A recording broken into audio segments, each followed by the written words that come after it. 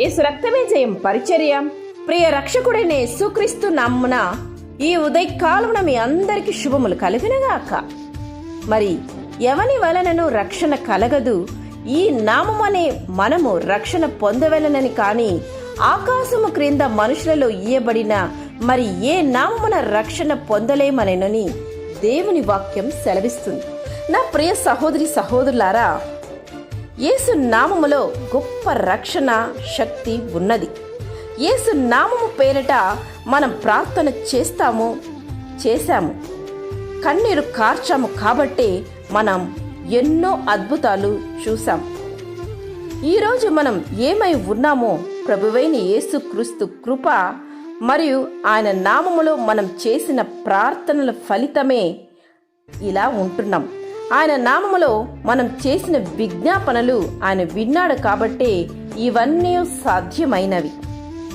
అలనాడు దావీదు ధైర్యముతో నా దేవుడే నాకు బలమని చెప్పి అడుగు ముందుకు వేసి కత్తితో వస్తున్న గోల్యాతును చూచి, నీవు కత్తితోనూ బల్లెముతోనూ వస్తున్నావు, కానీ నేను జీవము కలిగిన యేసు నామము పేరిట వస్తున్నాను అని చెప్పి అతనిని చంపివేసి తన ప్రజలను రక్షించుకొనిను.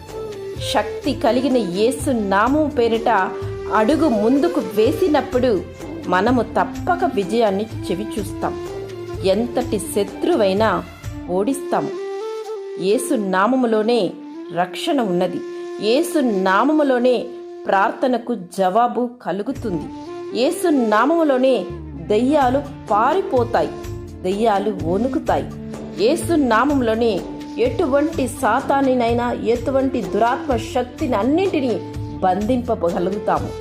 యేసు నామములోనే సమస్తము సాధ్యపరచబడుతుంది. కనుక నీవు దేవుని బిడ్డవై జీవించాలి. ఆ నామాన్ని నువ్వు ఉపయోగించాలి అంటే ఆయన రక్షణను పొందుకోవాలి. నీవు ఆయన రక్తంలో కడగబడాలి.